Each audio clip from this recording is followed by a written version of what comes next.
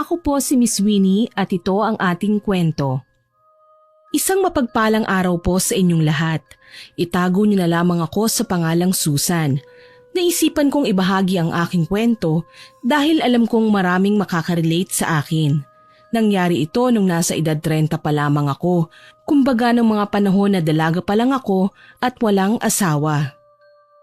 Meron ako nung kinuhang mag-inang labandera.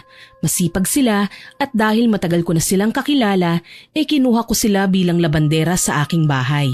Pero ang kabutihan ko sa kanila ang magdadala pala sa akin sa kahindik-hindik na sitwasyon. Kung ano yon, tunghayan at tapusin niyo ang aking kwento. Laki kami ng aking ate Ani sa hirap. Kumbaga isang kahig, isang tuka ang aming buhay. Maaga kasi nung pumanaw ang aming mga magulang Namatay si mama dahil sa panganganak sa akin. Samantalang si papa naman ay isinubsob sa trabaho ang kanyang sarili upang maitaguyod kami ni ate na naging dahilan kaya napabayaan niya ang kanyang sarili. Nagkasakit siya at binawian ng buhay. Nasa edad 8 taong gulang pa lang ako nang mawala si papa samantalang si mama naman ay hindi ko na nasilayan pa. Nang mamatay ang aming ama, napunta kami sa tiyuhin kong albularyo na si Tiyo Ador. Mabait siya at maalaga kahit pa abala siya sa panggagamot at pagtulong sa aming mga kabaryo na lumalapit sa kanya. Mas inuuna niya kami at hindi pinababayaan. Nang makapagtapos ng pag-aaral si Ate Ani, nagtrabaho siya upang makatulong kay Tiyo sa pagpapaaral sa akin. Tipirin mo ang mga baon mo, Susan, ha? At kung may tira ka, ilagay mo sa alkansya mo para kapag walang-wala tayong pera ay may mahuhugot ka. Palagi ako nung sinasabihan ni ate na magtipid at huwag maging magastos dahil hindi naman kami mayaman. Lumaki ako noon na responsable sa lahat ng bagay dahil ipinamulat sa akin ni ate at ni Tiyo Ador na sa buhay ng tao walang madali at hindi dapat sinasayang ang mga bagay na nakukuha at nakakamit. Laking pasalamat namin noon dahil kinupkup kami ni Tiyo. Paglipas ng panahon, nakapagtapos ako ng pag-aaral. Nagsimula akong magtrabaho sa isang kumpanya at nag-ipon ng pera upang makabili ng bahay para kay Tiyo. Barong-barong lang kasing tinitirhan namin noon. Hindi pa sa amin ang lupa, kaya naman nang makapag-ipon ako, binayaran ko ang lupang kinatitirikan ng aming bahay. Samantalang si Ate Ani naman ang siyang nagpagawa ng bahay. Labis na nagpasalamat sa amin si Tiyo Ador. Ngunit sabi naming magkapatid, ibinabalik lamang namin ang kabutihan na ibinigay niya sa amin. Kung hindi kasi dahil kay Tiyo Ador, wala kami sa estado na kinalalagyan namin. Nagsumikap kami ng aking ate. Nag-ipon at nang makalikom kami ng sapat na pera, ay nagsimula kami ng negosyo. Tandang-tanda ko pa, lutong ulam ang una naming negosyo. At pareho kaming naglalako noon sa buong baryo para lang mapaubos ang aming paninda. Nakakapagod kasing magtrabaho tapos napakaliit lamang ng kita. Kaya naman nagdesisyon kami na tumigil sa pagtatrabaho at gamitin ang ipon namin upang magsimula ng negosyo. Sinuportahan naman kami ni Tiyo at sinabi na gawin lang daw namin kung ano ang sinasabi ng aming puso. Tiyaga at sipag lang ang kailangan. Lalago rin na negosyo ninyo magkapatid. Palagi kaming pinapayuhan noon ni Tiyo. Sinasabi niya sa amin na huwag kaming susuko sa buhay at ipagpatuloy namin ang aming nasimulan na sinunod naman namin ni ate. Lahat ng payo ni Tiyo Ador ay agad na sinunod namin ni ate dahil naniniwala kami na mas lalo kaming lalago kapag pinakinggan namin ang lahat ng sinabi niya sa amin. Lalo na at marami nang napagdaanan si Tiyo Ador kumpara sa amin. Kaya tiyak na mas makakabuti kung susundin namin ang kanyang mga payo. Kalaunan ay naging kilala ang aming potahe sa buong baryo at nakakarating na rin sa mga karatig. Nagkaroon kami noon ng mga suki at inirekomenda kami sa mga kakilala nila. Kaya naman mas naging kilala kami at lumago ang aming negosyo hanggang sa nakapagpatayo na kami ng pwesto. Sobrang saya ang nararamdaman namin noon at sinabi sa amin ni Tiyo na karapat-dapat kami sa aming mga natamo dahil napakabuti namin. Sabi ko noon sayang lang at wala na ang aming mga magulang, pero ganun pa man nagpapasalamat pa rin kami sa Diyos dahil hindi niya kami pinabayaan. Sa kabila ng lahat ng aming pinagdaanan, nanatili kami na matatag. Noong una, kami lang ni ate ang namamahala sa karinderya hanggang sa unti-unti kaming kumuha ng mga tauhan at dahil abala kami sa aming negosyo, hindi na namin nagagawa pang maharap ang mga gawaing bahay. Kaya naman sinabi ko noon kay ate na maghanap kami ng mapagkakatiwalaan na siyang maglalaban ng aming mga damit na pinaghubaran. Hanggang sa nakilala namin ang suki naming mag-inang labandera na sina Mika at Nanay Pide. Kinuha namin sila bilang tagalaban ng aming mga maduduming damit. Libre naman silang pinapakain sa karinderya at binabayaran sa paglalaban ng aming pinaghubaran. Natutuwa kaming dalawa ni ate noon sa kasipagan nilang mag-ina dahil kahit na may pasok sa eskwelahan si Mika ay tumutulong pa rin siya sa kanyang ina.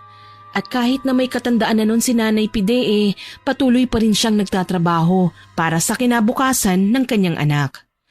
Biyuda na si Nanay Pide, namatay dahil sa sakit sa puso ang kanyang asawa at naiwan sa kanya ang nag-iisang anak na si Mika. Simula noong naglalako pa lamang kami ni ate, kilala na namin silang dalawa, kaya naman tiwala kami sa kanila.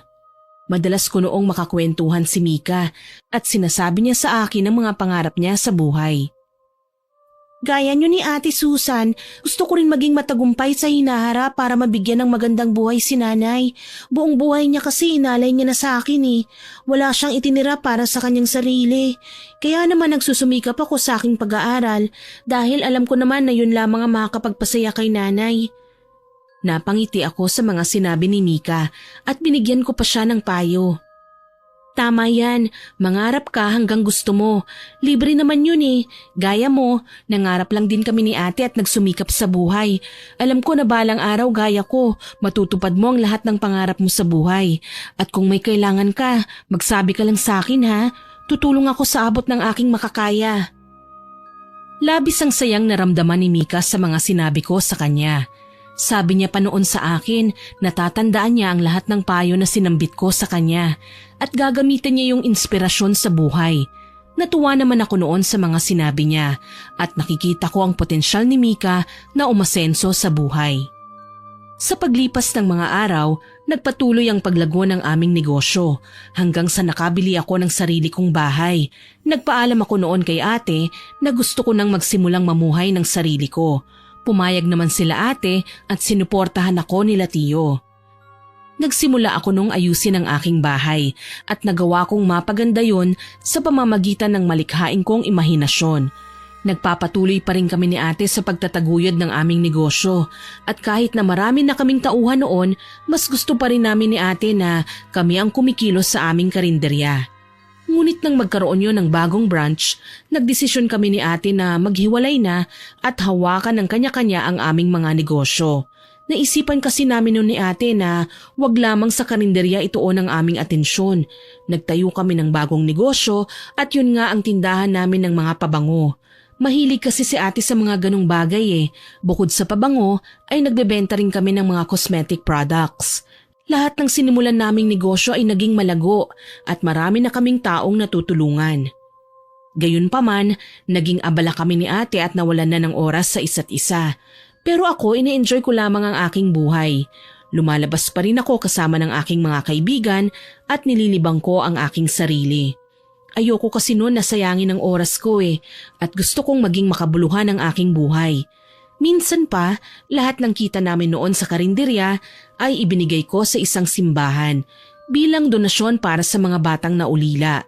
Hindi naman nagalit sa akin si ate dahil natuwa pa nga siya at marami raw kaming natutulungan ng mga bata.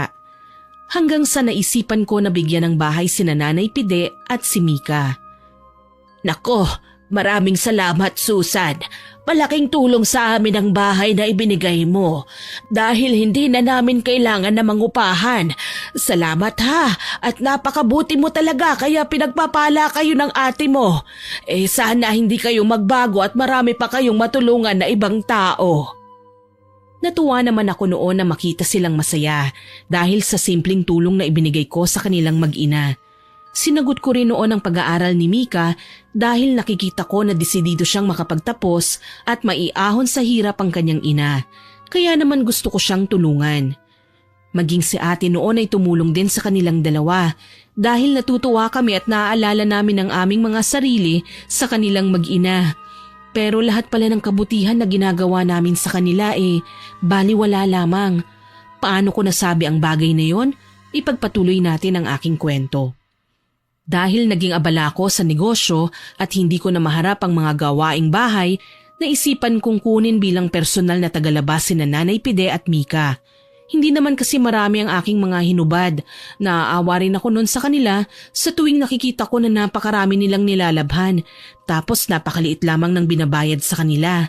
Kaya naisipan ko noon na kunin sila upang hindi na sila mahirapan pa. Gusto ko po sanang kunin kayo bilang personal kong labandera. At syempre sa bahay ko po kayo maglalaba. May tiwala naman po ako sa inyong dalawa At huwag kayong mag-alala dahil hindi naman ako mahigpit.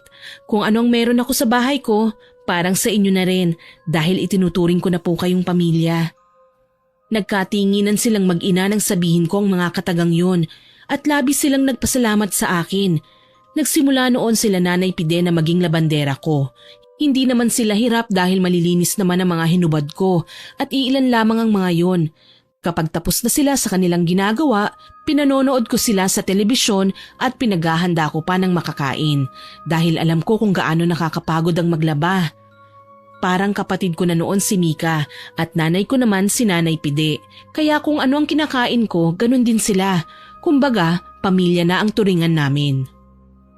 Isang araw pag uwi ko sa bahay, naabutan ko na napakakalat. Syempre nagulat ako dahil hindi naman ganun sila Nanay Pide at palaging malinis ang bahay ko. Kaya naman nagtaka ako. Agad na tinawag ko si Mika, ngunit hindi siya sumagot. Pagtingin ko walang katao-tao sa bahay at napakagulo. Bahagyang uminit ang ulo ko noon at kahit pagod ako, sinimulan ko ang paglilinis. Ilang sandali ang lumipas, biglang dumating si Mika. May mga dala-dala siyang gamit na panlinis ng bahay at pawis na pawis siya. Nakapamewang na tinanong ko si Mika kung ano ang nangyari. Bakit naman napakakalat naman dito sa bahay? Nasaan ang nanay mo? Tambakan labahin at napakadumi ng bahay. Ano bang ginawa niyo dito? Nakayukong humingi ng pasensya si Mika sa akin at inilapag ang kanyang mga dala-dala. Pasensya ka na ate, kagagaling ko lang kasi sa eskwelahan Pag uwi ko dito, inabutan ko si nanay na walang malay sa lapag, kaya naman agad na dinala ko siya sa ospital. Medyo natagalan ako dahil pumila pa kami kahit na emergency naman. Pasensya na po talaga ha, ngayon lang po kasi nangyari to at hindi ko inaasahan na daratnan ko si nanay ng walang malay. Nagulat ako sa sinabi ni Mika at bahagya pa akong nag-alala para sa kalagayan ni Nanay Pide. Kumusta si nanay mo? Naasikaso mo na ba siya?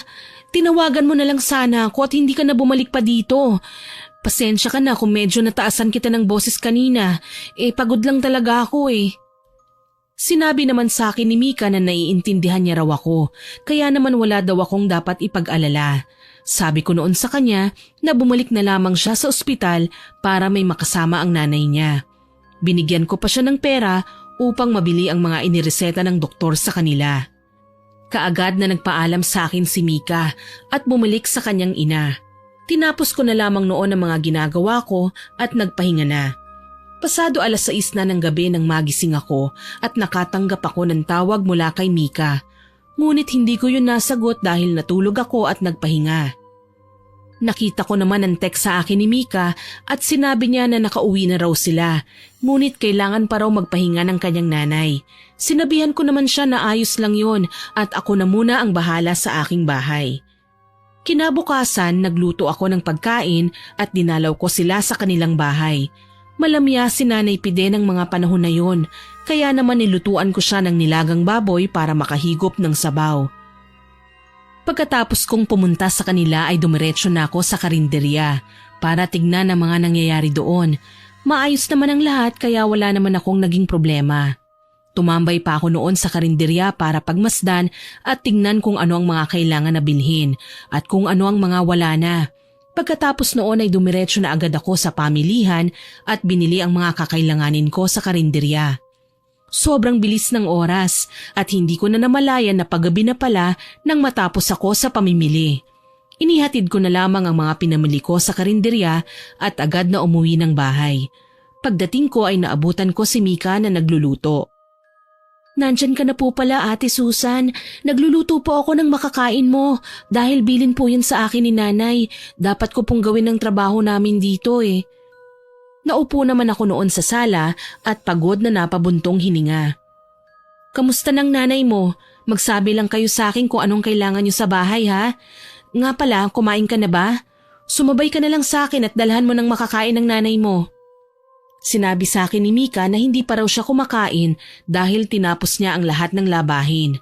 Matapos niyang magluto ay agad na sinabayan niya akong kumain at nagkwentuhan kaming dalawa. Nga pala Ate Susan, ako nga pala ang nangunguna sa aming klase at pagdating ng araw ng aming pagtatapos, gusto ko po na nandun ka dahil naging inspirasyon ko po kayo ni Ate Annie. Natuwa ako sa sinabi ni Mika at kaagad akong pumayag sa kanyang nais. Matapos naming kumain ay umalis na rin siya kaagad dahil paiinumin pa raw niya ng gamot ang kanyang ina. Pag-alis ni Mika ay agad na tinawagan ko si Ate Annie at sinabi ko sa kanya ang mga sinambit sa akin ni Mika. Tuwang-tuwa naman si Ate Annie sa kanyang balitang narinig mula sa akin. Nagplano kaming dalawa na mag-organisa ng isang salo-salo bilang regalo para kay Mika dahil sa kasipagan niya sa kanyang pag-aaral. Alam ko kung gaano kahirap pagsabayin ang pag-aaral at pagtatrabaho. Kaya naman bilib ako kay Mika noon dahil sa murang edad niya nagagawa niyang mapagsabay ang kanyang trabaho at pag-aaral. Matapos ang araw na yon, namili ako ng mga lulutuin para sa salo-salong gagawin namin para kay Mika. Natuwa ako dahil para bang namiss ko na maghanda at magluto. Dati kasi palagi kaming nagluluto ni ate sa tuwing meron may kaarawan sa amin. Matapos kong mamili ng mga pagkain ay naisipan ko na bumili ng regalo para kay Mika. Binilhan ko siya ng mga personal na gamit, gaya ng damit at mga gamit niya sa eskwelahan. Ibinalot ko pa noon ang mga regalo ko kay Mika at tuwang-tuwa talaga ako sa mga pinamili ko para sa kanya dahil lahat ng yon ay alam kong magagamit niya.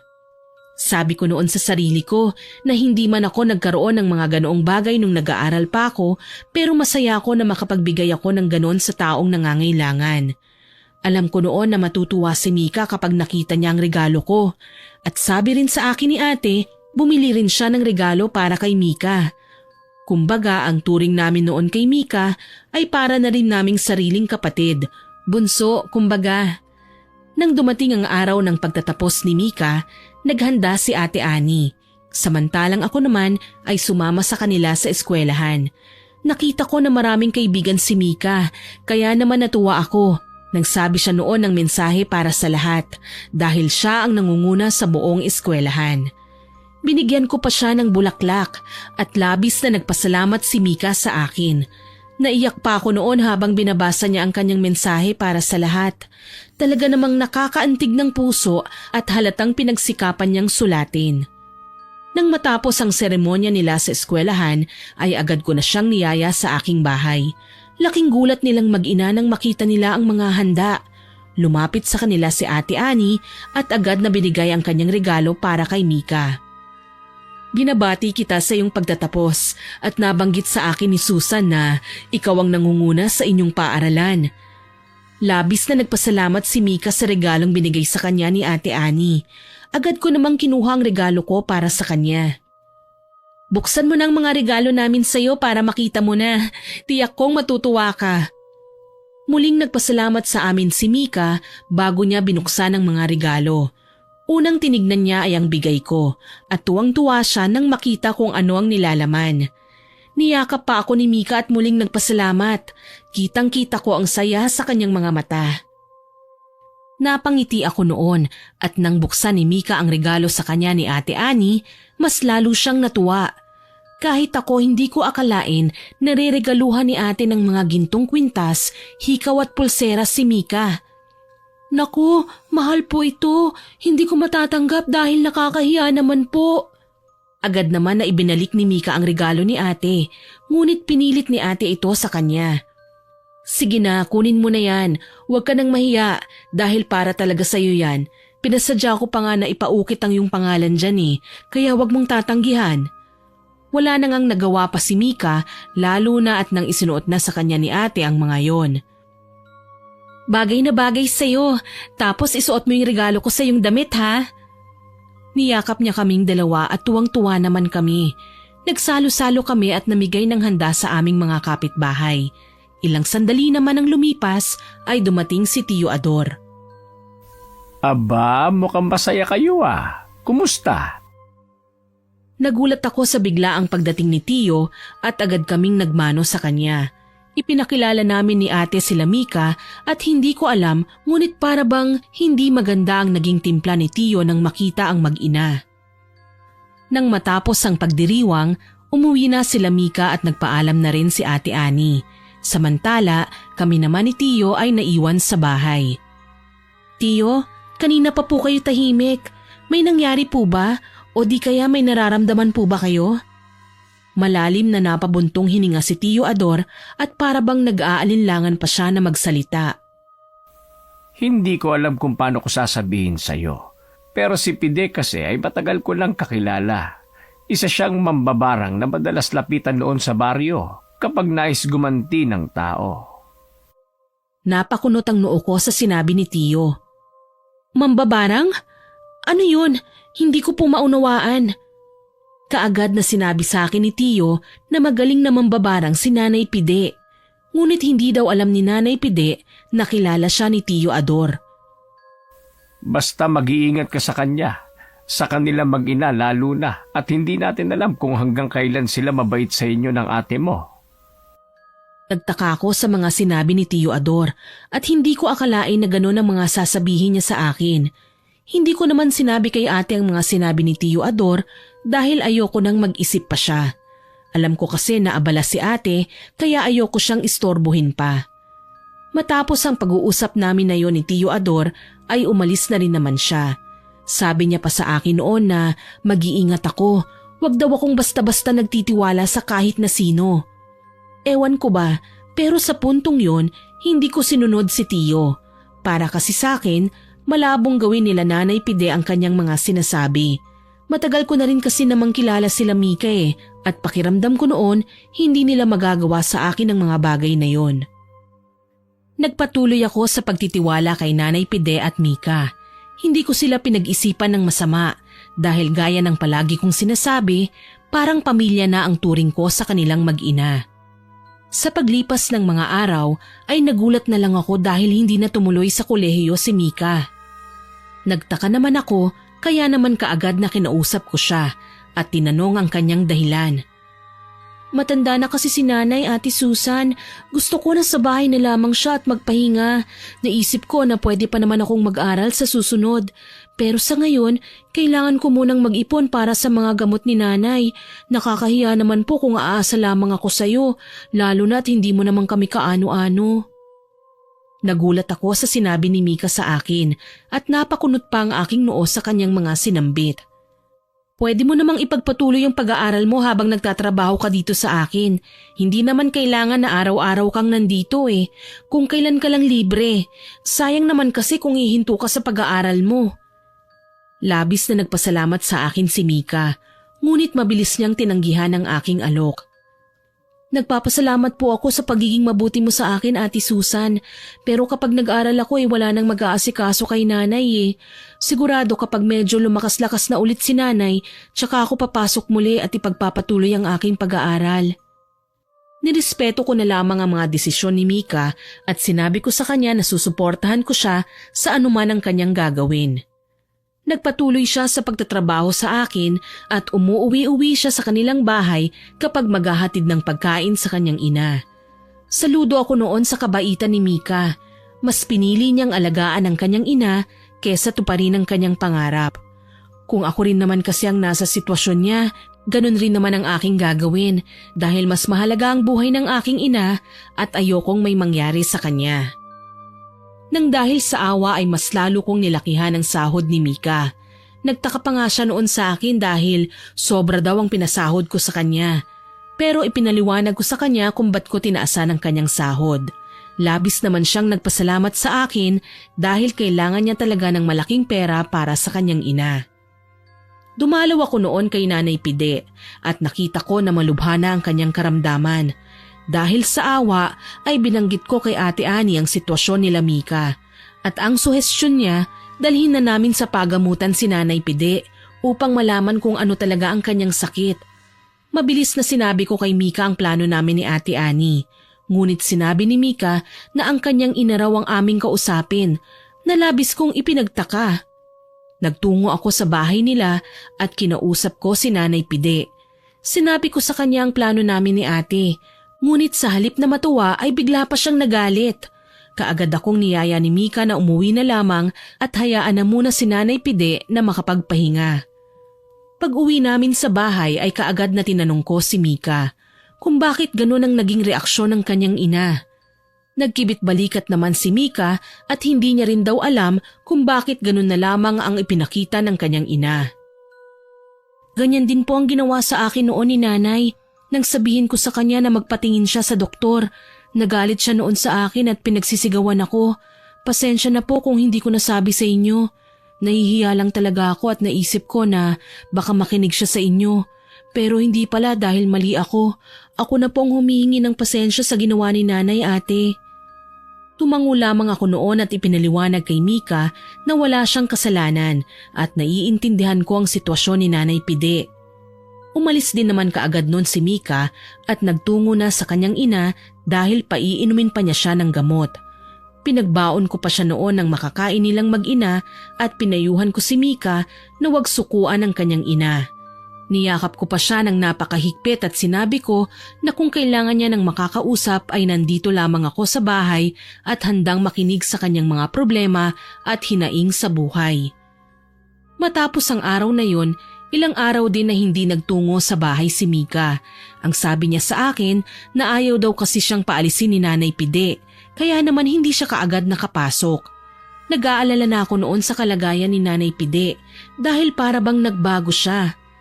Gayunpaman sa paglipas ng mga araw, unti-unti rin naman na gumaling si Nanay Pide at sinabi sa akin ni Mika na dahil yon sa mga dasal at payo na ginawa ko sa kanilang mag-ina. Nagdaan pa nga ang mga araw, bumalik sa trabaho si Nanay Pide at labis akong natuwa sa kanyang pagbabalik. Maraming salamat sa pag-unawa sa akin noon at pasensya na sa mga nagawa ko sa iyo.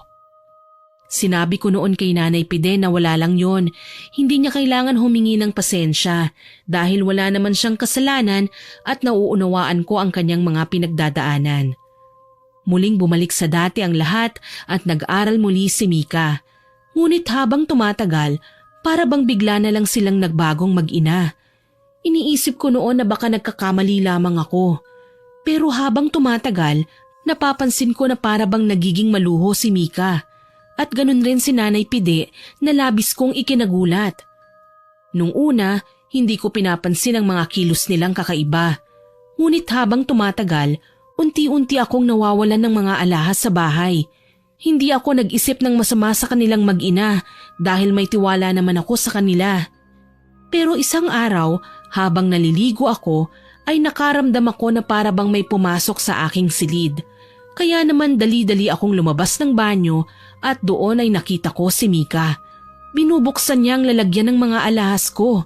Hawak-hawak pa niya ang mga singsing ko na gawa sa ginto. Nabitiwan ni Mika ang kanyang mga hawak-hawak nang makita niya akong lumabas ng banyo. Bakit mo hawak-hawak ang mga alahas ko? Anong gagawin mo dyan? Ha, Mika? Huwag mong sabihin na ikaw ang kumukuha ng mga nawawala kong alahas. Ibalik mo yan. Dali-daling dinampot ni Mika ang mga nahulog na singsing at ibinalik yun. Kaagad na lumuhod sa aking paanan si Mika at nagmamakaawa siya. Pasensya ka na, Ate Susan. Hindi ko na uulitin. Kailangan ko kasi na magbayad sa paaralan at kailangan na yun ngayong araw. Nagastos ko naman yung ipon namin ni Nanay dahil kailangan nang bumili ng mga gamot niya dahil ubos na. Napailing ako noon at nilapitan siya habang tinititigan ko sa mga mata. At kaya mo naisipan na nakawan na lamang ako kesa manghingi at magsabi sa akin? Alam mo naman na magbibigay ako basta sabihin mo lang sa akin. Huwag kang magnanakaw dahil masama yan. Diyan ako nagagalit eh. Ayoko sa lahat ng magnanakaw. Umamin ka nga sa akin. Ikaw rin ba ang kumuha ng mga nawala kong alahas? Tumango lamang si Mika at paulit-ulit na humingi ng tawad sa akin. Narinig naman ni Nanay Pide ang argumento naming dalawa ni Mika. Kaya naman pumasok siya sa aking silid at kapwa kami natahimik ni Mika. Anong nangyayari dito? Bakit parang galit na galit ka, Susan? May nagawa bang anak ko na hindi mo nagustuhan? Napatingin pa si Nanay Pide sa hawak ni Mika ng mga alahas ko. Ngumiti naman ako ng peke at sinenyasan ko si Mika na huwag magsasabi sa kanyang nanay dahil baka ikasama pa yon ni Nanay Pide. Naku wala Nanay Pide. Nag-iensayo lang kami nitong si Mika para sa aktingan nila sa eskwelahan. Nakahinga ako ng maluwag dahil naniwala naman si Nanay Pide sa palusot ko. Akala ko noon nagsasabi ng totoo si Mika at buong akala ko walang kaalam-alam si Nanay Pide. Pero nagkamali ako ng aking akala. Isang araw, galing ako sa karinderya dahil kailangan na pumunta ako roon at nagkaroon ng sakit ang tagapagluto namin. Kaya naman ako muna ang siyang pumalit. Pagdating ko sa bahay, laking gulat ko dahil bukas ang ilaw. Naisip ko noon na baka naroon si Nanay Pide at naglilinis pa rin ng bahay. Ewan ko ba, pero naisipan ko na dahan-dahan na pumasok at nanlaki ang mga mata ko nang marinig ko ang kanilang pag-uusap. Napaka-utu-utu talaga ni Ate Susan. Akala niya hindi mo alam ang mga ginagawa kong pagnanakaw sa kanya. Masyado siyang tiwala sa ating dalawa at hindi niya alam inuunti-unti na natin ang mga kayamanan niya. Nanlaki ang aking mga mata sa sinabi ni Mika at padabog kong binuksan ang pintuan. Ganun ba? Hindi ako makapaniwala na kaya niyong gawin sa akin ang lahat ng yon. Ano pa ba ang kulang sa mga ginawa ko? Itinuring ko kayong kapamilya pero ganito ang isusukli niyo sa akin? Hindi ako makapaniwala na magagawa niyo sa akin yon. Nagulat pa ang dalawa sa biglaang pagdating ko at agad na pinalayas ko sila sa aking bahay. Aaminin ko po, nasaktan ako sa mga nalaman ko at narinig dahil hindi ko talaga akalain na magagawa nila sa akin ang bagay na yon. Bigla kong naalala ang mga sinabi ni Tiyo sa akin at nagsisisi ako dahil kung hindi sana ako nagtiwala at naniwala sa kanila gaya ng sinabi ni Tiyo Ador, hindi sana hahantong sa ganoon ang lahat. Kahit anong pakiusap noon sa akin ni Mika, hindi ko siya pinakinggan dahil nasasaktan ako sa mga ginawa nila sa akin. Nag-alinlangan pa ako noon na sabihin kay Ate Ani ang mga nangyari. Pero sa huli sinabi ko pa rin naman sa kanya at agad siyang umuwi sa bahay ko. Hindi ko akalain na magagawa nilang lahat ng yon. Para bang pinagplanuhan nila. Hindi kaya kinuha lang nila ang loob natin para gawin sa atin ang mga bagay na yon? Hindi naman siguro ate. Naisip ko na baka gipit lang sila Nanay Pide kaya nagawa nila sa akin yun. Nakapanghihinayang man pero hinayaan ko na sila Mika noon. Pero isang araw, nakita ko si Mika na namamalimos sa kalsada. Nang lapitan ko siya ay bigla na lamang siyang nahiya. Naiyak ako noon dahil malapit sa aking puso si Mika, maging si Nanay Pide dahil marami din namang kaming pinagsamahan. Kaya naman kahit na masama ang loob ko sa kanila ay agad kong tinanong si Mika kung anong nangyari sa kanila ng kanyang ina. Nahihiyaman ngunit sinabi ni Mika sa akin ang kanilang sitwasyon. Kaya naman sa awa ay pinabalik ko sila sa aking tahanan na hindi ko na sana dapat ginawa pa. Nang dahil sa kabaitan at awa, naranasan ko ang isang kahindik-hindik na pangyayari. Nang bumalik sila Mika sa aking bahay ay wala naman silang ginawang masama.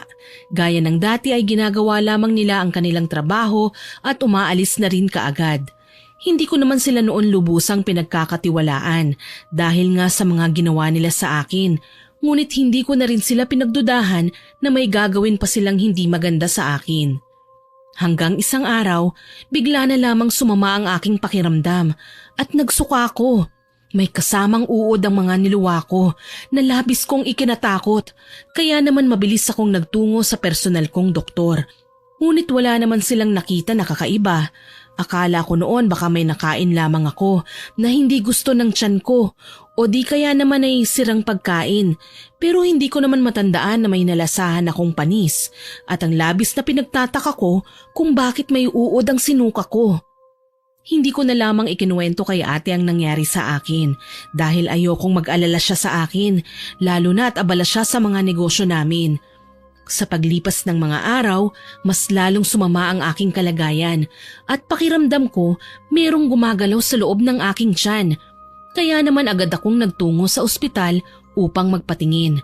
Laking gulat ko noon nang may makita ang mga doktor na insekto sa loob ng aking katawan. Kaya naman kaagad na nagpa-opera ako upang matanggal yon. Dahil sabi ng mga doktor, maaaring doon daw nanggagaling ang sakit na nararamdaman ko. At malaki ang tsansa na makaapekto yon sa aking kalusugan, lalo na at buhay ang insekto sa loob ng aking katawan.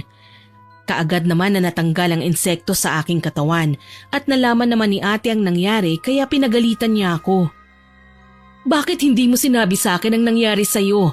Sabi ko hindi ba, huwag kang maglilihim sa akin. Kung hindi pa ako tumawag sa bahay at hindi sinabi sa akin ni Mika na nasa ospital ka, hindi ko pa malalaman. Aba Susan, natututo ka na magsinungaling sa akin ah. Kaagad na pinaliwanag ko kay ate na ayoko lamang na mag-alala siya sa akin at makadagdag pa sa kanyang mga iniisip. Napabuntong hininga na lamang si Ate Ani at agad na niyakap ako. Napangiti ako noon dahil ramdam ko na mahal talaga ako ni ate. Salamat ate sa pag-aalala mo sa akin ha. Pero sana wag nang makarating kay Tiyo ang mga nangyari sa akin. Ayoko kasing mag-alala siya sa akin eh. Tumango naman si ate sa sinabi ko at nangako naman siya na hindi niya sasabihin kay Tiyo ang mga nangyari. Basta pansamantala akong uuwi sa bahay niya. Kahit ayoko sana ay pumayag na lamang ako upang hindi na makarating kay Tiyo ang mga nangyari sa akin. Sinabi ko noon kina Nanay Pide na hindi na muna nila kailangang pumunta sa aking bahay dahil pansamantala akong tutuloy sa bahay ng ate ko. Bago ko umalis, ibinigay ko nga sa kanila ang kanilang buong sahod. Tumuloy ako sa bahay ni Ate Ani at doon na muna ako tumira sa kanya dahil sa kagustuhan niyang maalagaan niya ako. Ngunit simula nang lumipat ako sa bahay ni ate, nagsimula ang mga kakaibang pangyayari sa akin. Isang gabi, habang nagluluto ako ng panghapunan namin ni ate, bigla na lamang akong nakaramdam ng malamig na hangin na para bang hinawakan ako sa likuran. Nagtayuan ang aking mga balahibo sa braso. Paglingon ko, nakabukas na ang bintana na ikinataka ko naman dahil isinarado ko yun. Hindi ko na lamang pinansin pa yon at isinara ko na lamang muli at naghain na ng makakain. Tumawag kasi sa akin si ate na malapit na raw siya. Kaya naman naghanda ako ng makakain namin. Ilang sandali pa ang lumipas, nakarinig ako ng katok sa pintuan, kaya dali-dali ko yung binuksan. Ngunit laking pagtataka ko dahil wala namang katao-tao sa labas ng aming bahay.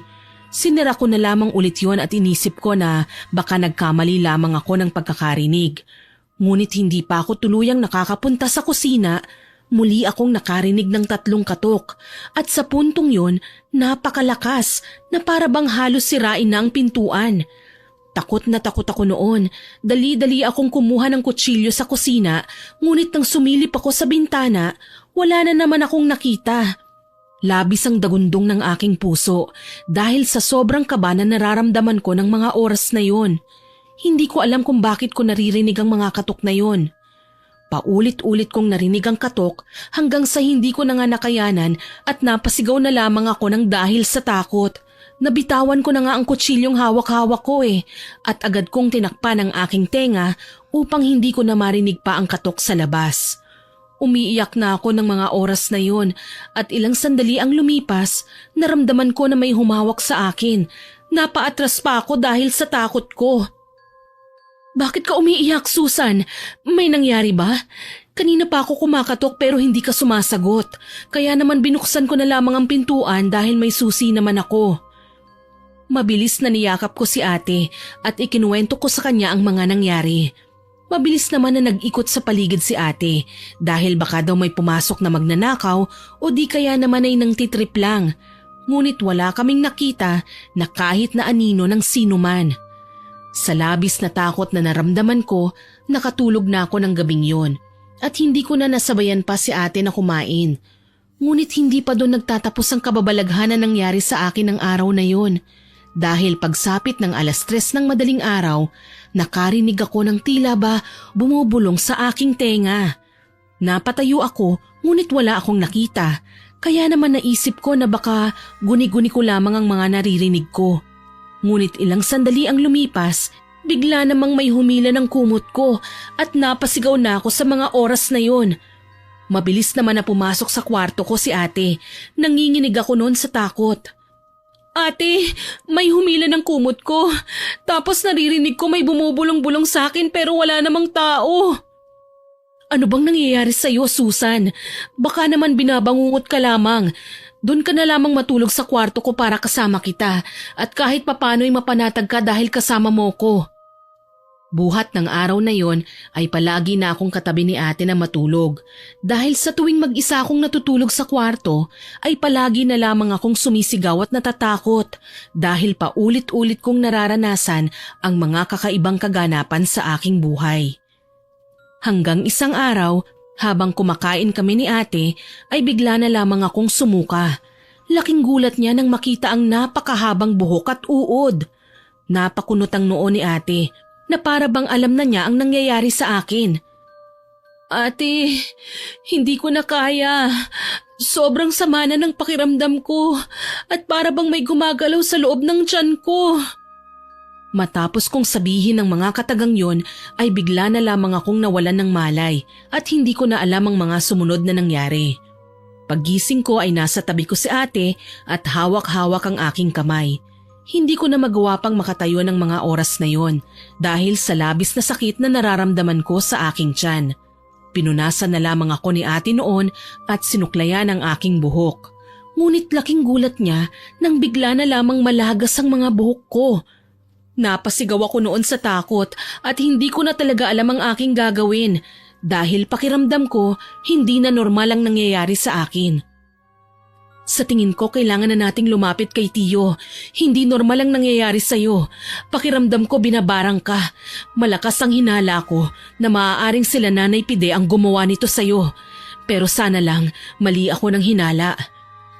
Ayoko sanang iparating kay Tiyo Ador ang mga nangyayari sa akin. Ngunit wala na kaming malalapitan pa ni ate.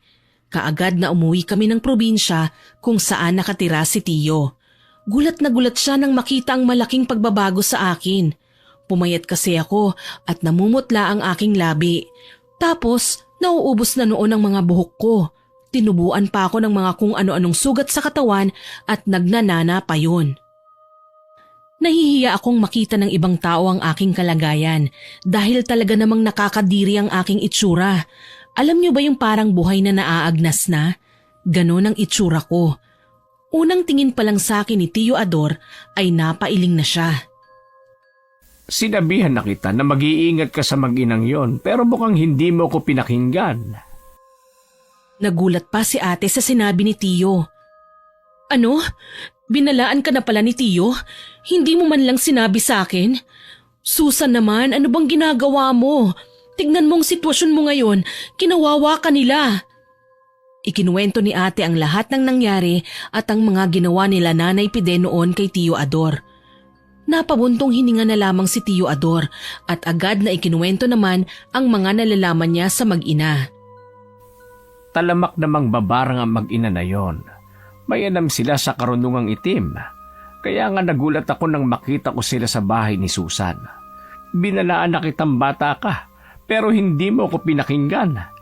Ugali na nila mag-ina na magpaawa sa mga tao. Tapos kapag nakuha na nila ang kanilang gusto, ay gagawaran nila sila ng sakit para kapag namatay, sila na ang kukuha sa mga ari-arian ng kanilang biktima. Hindi ako makapaniwala sa mga sinabi ni Tiyo sa akin. Sinubukan ni Tiyo Ador na gamutin ako, ngunit sadyang malakas ang mag-ina dahil nagawa nilang matalo si Tiyo. Iniisip ko noon na mamamatay na ako dahil sa sumpang inilagay sa akin ng mag-ina. At tama nga ang hinala ni ate dahil binarang nga ako nila Nanay Pide. Hindi ko akalain na sa kabila ng kabutihan na ipinakita ko sa kanila, magagawa pala nila ang kahindik-hindik na bagay na yun sa akin. Sabi sa akin noon ni Tiyo na matatanggal lamang ang sumpang inilagay sa akin ni Nanay Pide kung mapapatay namin siya. Ngunit nang puntahan ni ate ang kanilang bahay ay wala na sila roon at naglaho na para bang bula. Siguro naisip na nila na pupuntahan namin sila, kaya naman mabilis silang lumipat. Ate, mamamatay na ba ako? Paano na ako? Hindi na ako gagaling hanggat hindi natin makikita sila Mika. Handa ko namang ibigay ang lahat ng gusto nila basta pagalingin lamang nila ako. Hindi ko dapat nararanasan ang lahat ng ito dahil tumulong lang naman ako. Masama ba akong tao, ate, para maranasan ang paghihirap na ito? Umiiyak ako noon habang patuloy na nagtatanong kay ate, pero pinalakas niya ang loob ko. Hindi ko hahayaan na mangyari ang lahat ng yon. Susan, gagawin ko ang lahat ng aking makakaya para mahanap ko sila.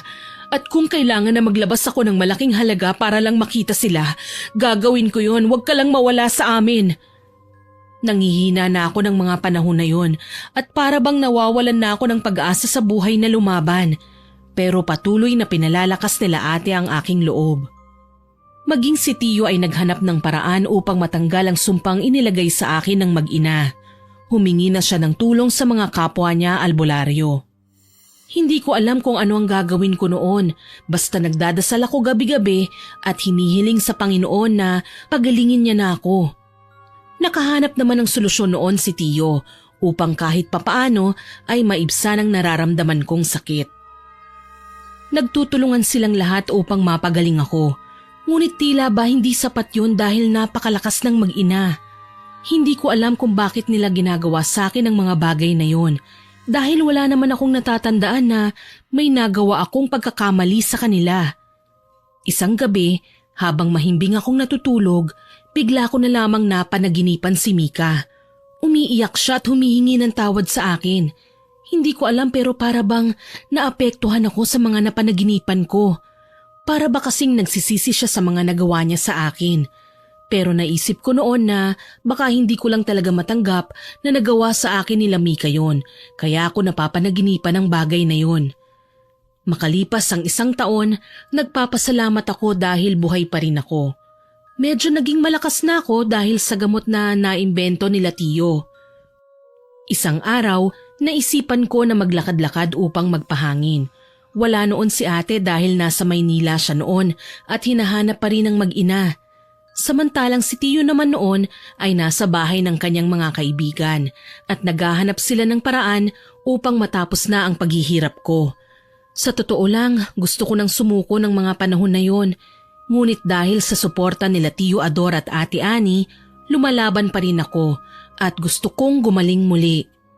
Yun na nga, habang naglalakad ako ay napansin ko na may isang babaeng nakatingin sa akin mula sa hindi kalayuan. Nang mapadpad ang tingin ko sa kanya ay bigla na lamang siyang tumakbo palayo na ikinataka ko. Nung una hindi ko yun pinapansin dahil sa isip-isip ko baka nagtataka lamang siya sa itsura ko. Pero habang tumatagal para bang nawiwirduhan na ako sa kanya. Kaya naman isang araw habang naglalakad ako, sinadya ko nang magkunwaring nadapa ako. At gaya ng inaasahan ko, mabilis niya akong nilapitan at tinulungan niya akong makatayo. Akmang aalis na sana siya ngunit mahigpit ko siyang hinawakan, dahilan upang hindi siya makalayo sa akin. Tinanggal ko ang kanyang talukbong sa muka at nanlaki ang aking mga mata nang makita ko na ang babaeng yun ay walang iba kung hindi si Mika. Anong ginagawa mo dito sa probinsya ng tiyo ko? At nasan ang nanay mo? Bakit tinataguan na kami? Bakit niyo ako binarang? Ano ba ang pagkakamali ko na nagawa ko sa inyo? Hindi ko siya hinayaan noon na makaalis at tinakot ko siya na sisigaw ako kapag nagpumiglas siya. Sasabihin ko yung totoo sa iyo kung nasan si nanay, pero ipangako mo sa akin ate na hindi mo ako idadamay ha. Hindi mo rin sasabihin sa kanya na ako ang nagturo ng kinaroroonan niya. Nagulat ako sa mga sinabi ni Mika dahil bakit naman niya ilalaglag ang sarili niyang ina? Paano ako makakasiguro na nagsasabi ka ng totoo? Umpisa pa lang niloko mo na ako, kayong dalawa ng nanay mo, at nagawa pa ninyong lagyan ako ng sakit. Umiyak noon si Mika at lumuhod sa aking harapan, pero hindi na ako naniniwala sa kanya kahit na nagmamakaawa pa siya sa akin. Kaagad naman na ipinaliwanag sa akin ni Mika kung ano ang katotohanan. Aaminin ko, ako ang nag-udyok kay nanay na barangin ka para makuha namin ang kayamanan mo. Pero habang tumatagal, nakukonsensya na ako. Kaya sinabihan ko siya noon na tigilan ka na niya dahil wala na rin naman kaming mapapala pa. Pero nagalit siya sa akin at tinakot niya ako. Pero bakit mo naman sinasabi ang lahat ng ito? Gayong nanay mo siya. Baka naman pakulo niya lamang ito. Matagal na akong hindi umuuwi sa bahay. Simula nang malaman ko na hindi naman talaga ako tunay na anak. Nakilala ko na ang tunay kong mga magulang at ninakaw lamang pala ako ni Nanay Pide sa kanila dahil nagagalit siya sa tunay kong magulang. Pero hindi niya pa rin ako tinitigilan at binigyan niya rin ng sakit ang mga tunay kong magulang. Natatakot ako na baka pati ako idamay niya sa kanyang galit. Kaya naman hinanap ko kung saan kayo nakatira. Matagal ko nang gustong sabihin sa iyo ang totoo pero nauunahan ako ng takot eh. Patawarin mo ako, Ate Susan, sa mga kasalanan ko sa iyo. Gulat na gulat ako sa mga isiniwalat ni Mika sa akin. Pero syempre, hindi kaagad ako naniwala. Kaya naman sinama niya ako sa tahanan ng sinasabi niyang tunay niyang magulang. Doon ko nakita ang kanilang kalagayan, kaya naman binigyan ko sila ng gamot na ginawa ni Tiyo. Kailangan mong makipagtulungan sa amin. Hindi mo kailangan matakot dahil kasama mo kaming lalabanan si Nanay Pide. At kung gusto mo talagang maisalba ang buhay ng iyong tunay na magulang, tutulong ka sa amin. Tumango naman si Mika at pumayag sa aking sinabi. Hinatid niya ako pabalik ng bahay at niyakap ako ng napakahigpit ni Ate Ani nang makauwi ako. Ngunit nang makita niya si Mika, sinampal niya siya ng paulit-ulit na agad ko namang inawat.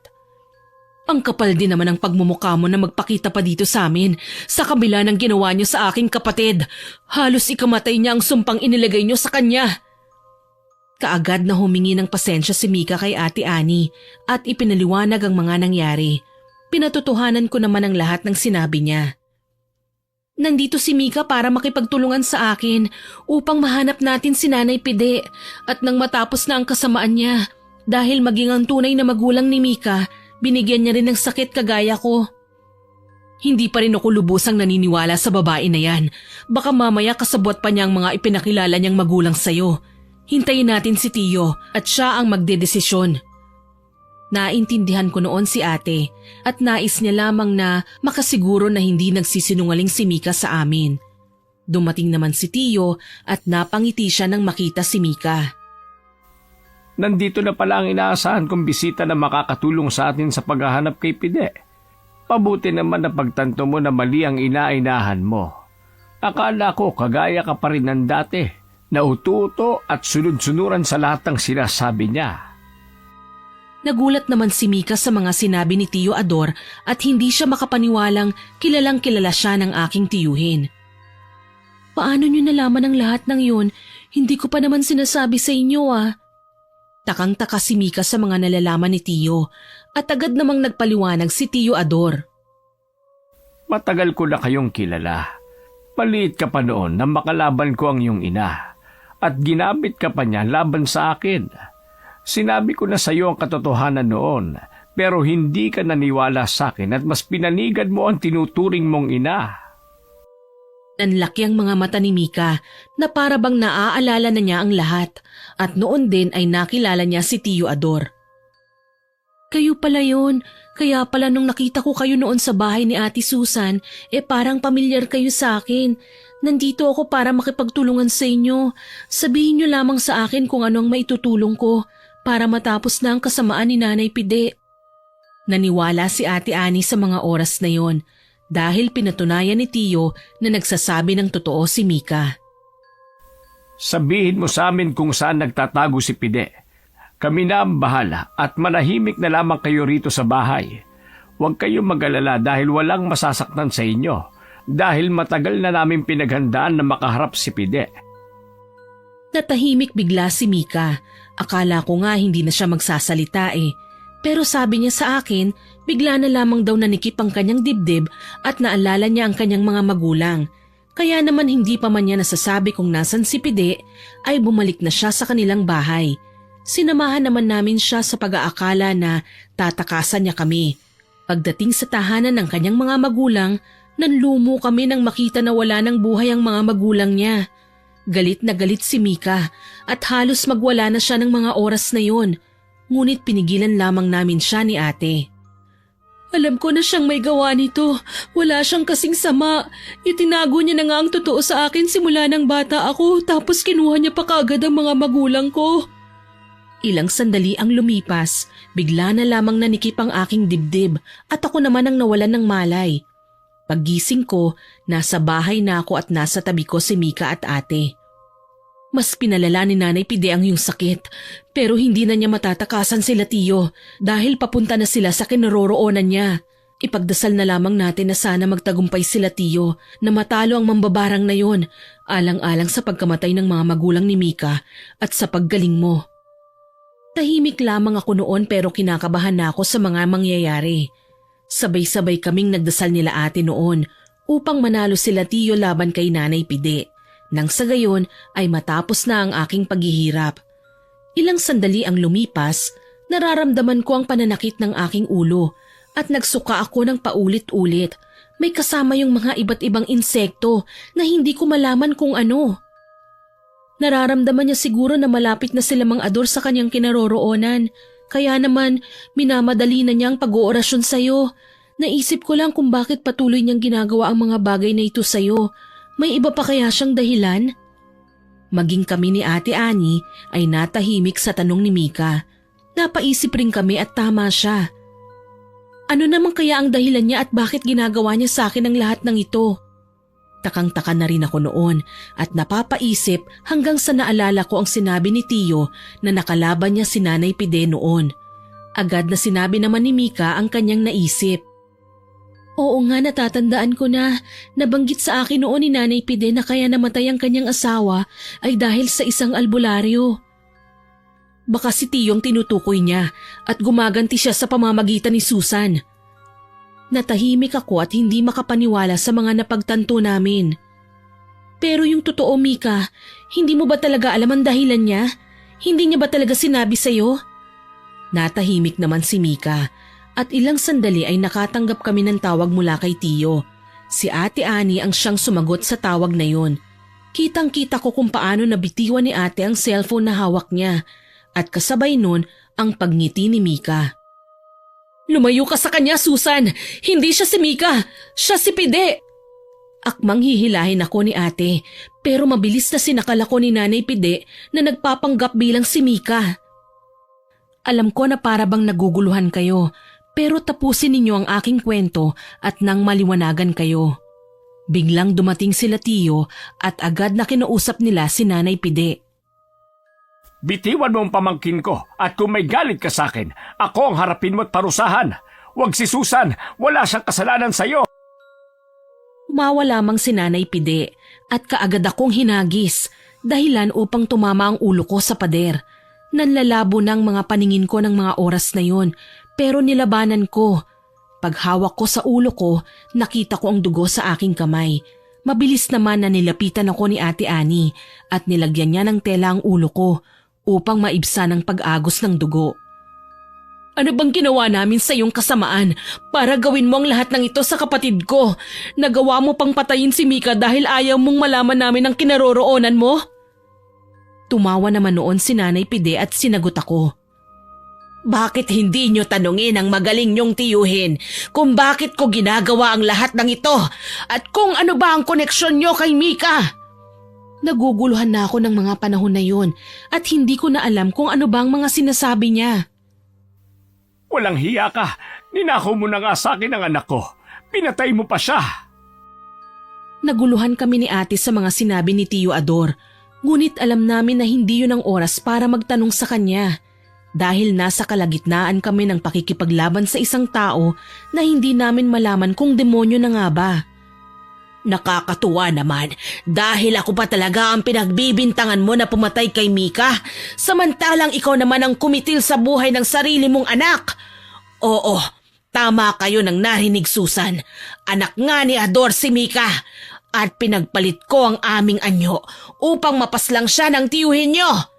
Nang sa ganoon, maramdaman niya ang sakit na dinamdam ko noon. Di ba ang saklap? Ikaw pa mismo ang pumatay sa sarili mong anak. Nagulat kami sa mga nalaman namin at napayuko na lamang si Tiyo Ador. Isiniwalat ni Nanay Pide ang lahat ng nangyari sa nakaraan. Dati pa palang magkaaway si Tiyo Ador at Nanay Pide. Si Mika ay anak ni Tiyo Ador na ninakaw noon ni Nanay Pide.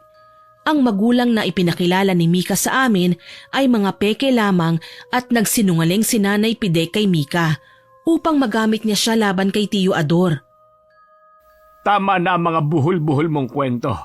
Huwag kayo maniwala sa kanya dahil hindi lahat ng sinabi niya ay totoo. Umalis na kayo, Ani, at itakas ang kapatid mo. Ako nang bahala kay Pide. Pero Tiyo, hindi ka namin pwedeng iwanan na lang dito. Baka mapahamak ka at hindi namin yun kakayanin. Pumalakpak naman si Nanay Pide at humalakhak. Di sabay-sabay kayong mamamatay dito. Maganda nga yun. Makikita nyo kung paano ko kitilan ng buhay ang bawat isa sa inyo. Sino ang gustong mauna? Bakit hindi mo unahan? Ikaw muna ang unang mamamatay. Uto-uto!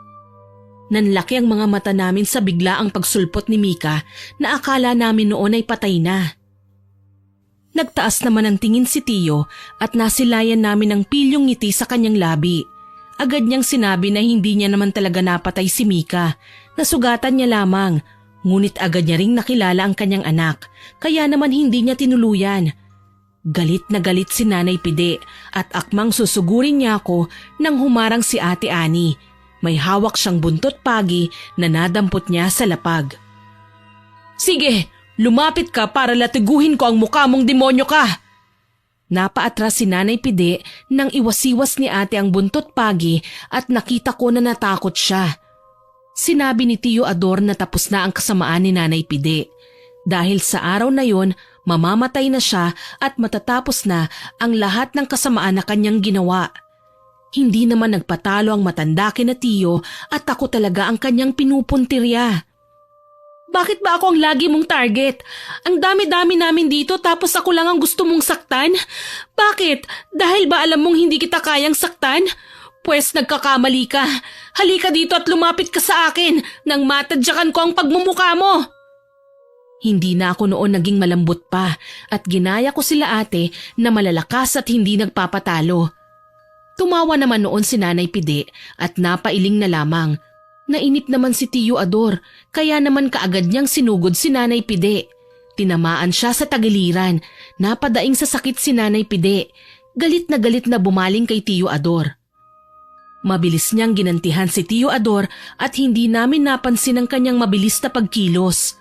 Nagulat na lamang kami nang makita namin na hawak na niya si Tiyo Ador at paulit-ulit niyang sinuntok.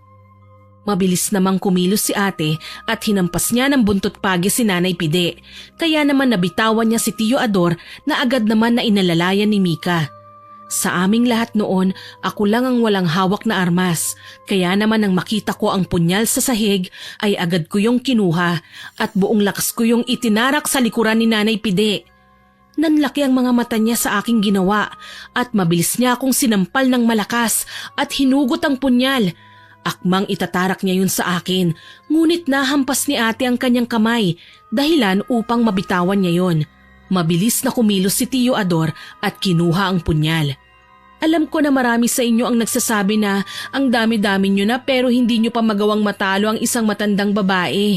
Nagkakamali kayo dahil napakalakas niya kumpara sa amin.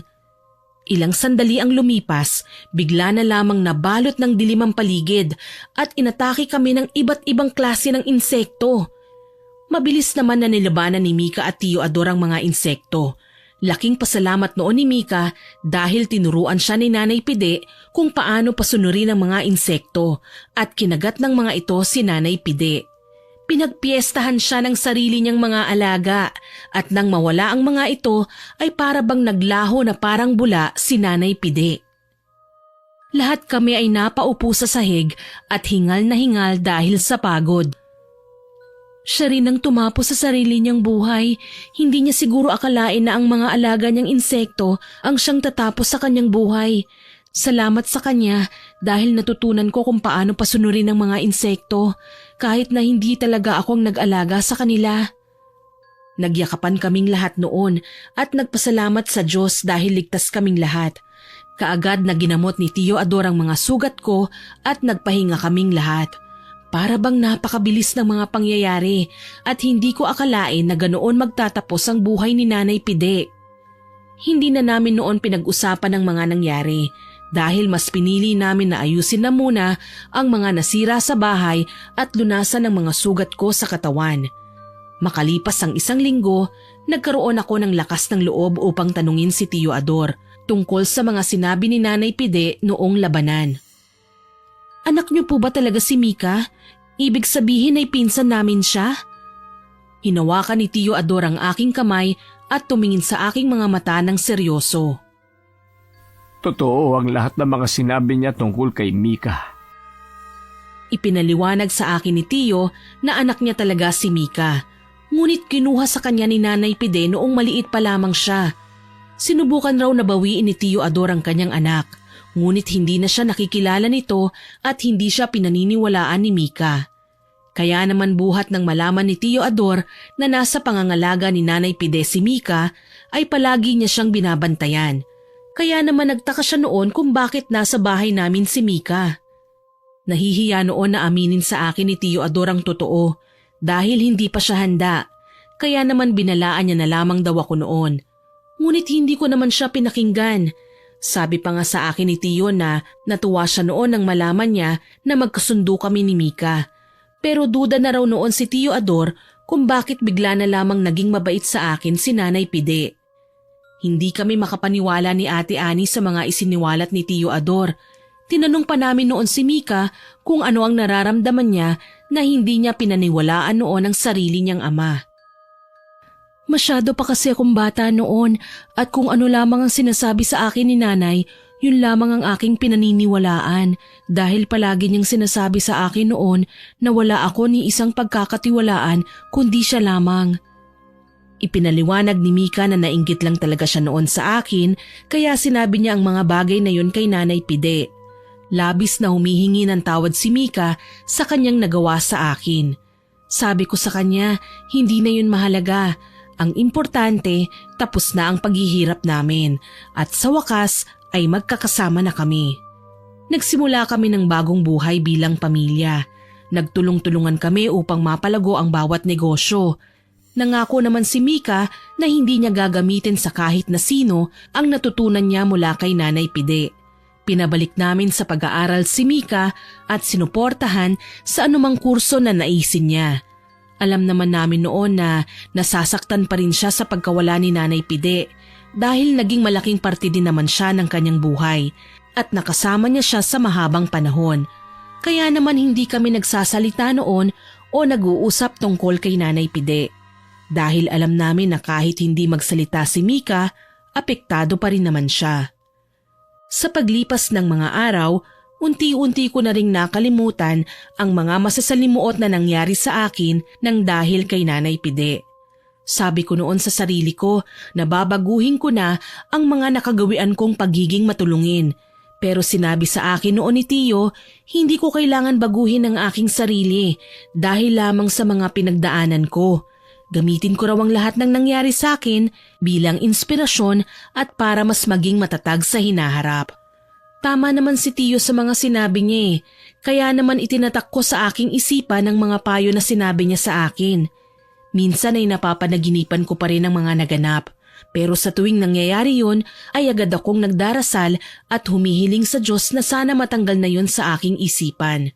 Alam ko naman na imposible ang hinihiling ko at pinagdarasal, pero umaasa pa rin naman ako. Sa paglipas ng taon, nakapagtapos bilang isang doktor si Mika dahil nais niya raw na makapagpagaling ng mga may sakit. Taliwas man ang kanyang propesyon kay Tio ay sinuportahan pa rin siya nito at sinabihan siya na sana sa mabuti niya ito magamit. Bumawi rin noon si Tio Ador kay Mika at bawat oras ay sinulit nila. Samantalang kami naman ni Ate ay nagpatuloy pa rin naman sa buhay. Gaya ng dati, tumutulong pa rin naman kami sa nangangailangan pero nang dahil sa mga nangyari ay naging maingat na kaming dalawa. Sa totoo lang po, nahirapan na kami noon magtiwala. Pero kalaunan, ipinakita sa amin ng Diyos na hindi lahat ng makakasalamuha namin ay kagaya ni Nanay Pide. Marami pa rin namang mabubuting tao na mapagkakatiwalaan at hindi aabusuhin ang aming kabaitan. Hindi man naging madali ang lahat ng aming pinagdaanan pero ipinagpapasalamat namin yun sa Diyos dahil binigyan niya kami ng ganoong pagsubok Siguro kung hindi nangyari sa amin yun, ay hindi kami magiging matatag sa ngayon. Ginawa naming inspirasyon ang mga naganap sa aming buhay at mas lalo kaming naging mabuting tao at naging matatag sa lahat ng pagsubok. Ibinahagi ko ang aking kwentong ito upang magbigay aral sa lahat ang aking mga karanasan. Isang aral ang aking maiiwan sa inyong lahat. Hindi masamang maging mabuti sa kapwa, ngunit pipiliin lang natin ang ating pagkakatiwalaan. Pairalin natin ang kabutihan at pagpapatawad sa bawat isa. Hanggang dito na lamang po, maraming salamat. Naway nagustuhan niyo ang aking ibinahaging kwento. Ako po si Miss Winnie na nagsasabing hanggang sa muli at salamat sa inyong pakikinig.